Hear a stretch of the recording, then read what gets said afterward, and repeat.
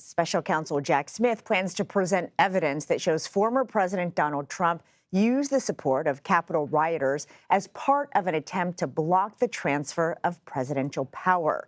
In a new court filing, prosecutors highlight previous election denialism, the promise of January 6th pardons, music collaborations with jailed rioters, and more. CBS News chief Washington correspondent Major Garrett joins us now.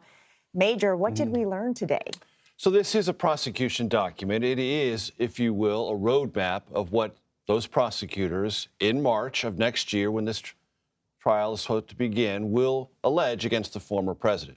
We don't know if it's all going to show up in trial, but it is a roadmap. And it's important that it begins not in 2016, not in 2015, it goes back to 2012, when prosecutors go back and find quotes from then political gadfly Donald Trump saying that votes were switched in the 2012 election from Romney to Obama. False then.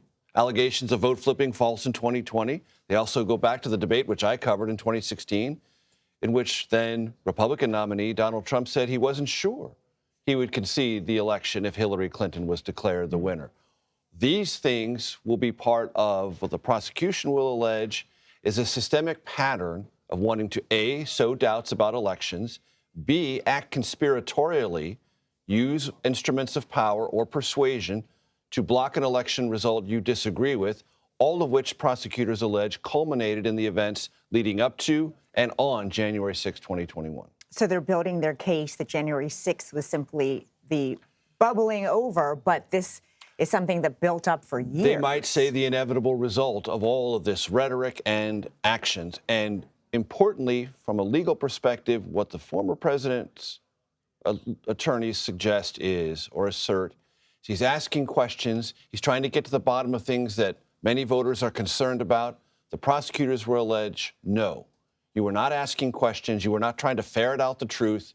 You came to a conclusion not based in evidence, and then you tried to use that fraudulent conclusion to deny the rightful occupant of the White House a transition of power and everything that comes with it. And of course, the former president has continued to maintain his innocence. He will not say that tomorrow on the debate stage because he won't be there. He will not.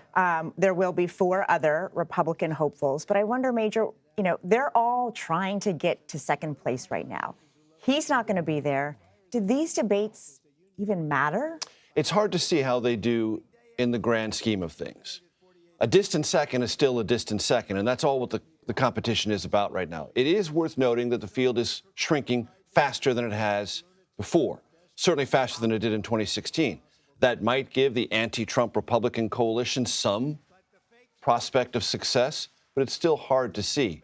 Everyone is going to be looking tomorrow night for, is there a moment in which Nikki Haley decisively distances herself in a positive upward direction from Ron DeSantis? Ron DeSantis will be fighting for his political life. Tomorrow night's debate encounter is really between those two and nobody else. And DeSantis has recently called her a puppet after her super PAC reportedly received $250,000, not from Republicans, but from a top Democratic donor. What does that say about Haley? And maybe even more importantly, what does that say about President Biden's campaign? 2 questions. Let me try to get to them. 1, typically politicians care a lot more about who funds the other politician's campaign than voters do, because they want that money that they're not getting. Sure. This case, it might be interesting to Republicans, but why is a Democrat supporting Nikki Haley? So that might have some traction or salience. If I'm President Biden, I'm certainly on the phone, like, hello.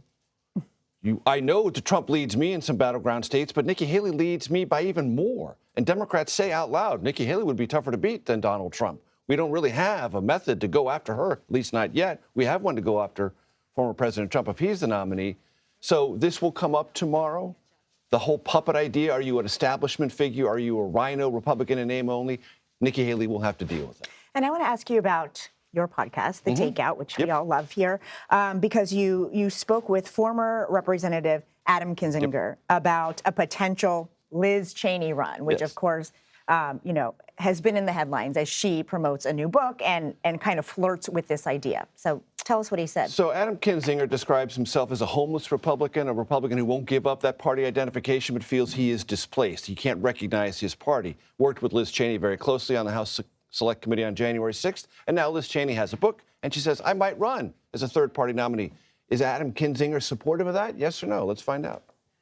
So for her, I mean, if a run as an independent for Liz Cheney damages Donald Trump, then I think it's smart. Go for it, right? It's a good. I would love to be in any other environment where a true conservative party could make a run. The only concern I have, and this is with any third party attempt, is, are you going to just take away from Joe Biden? Are you going to get? And that's it. That's where everyone is who's in this camp of we don't want Trump reelected.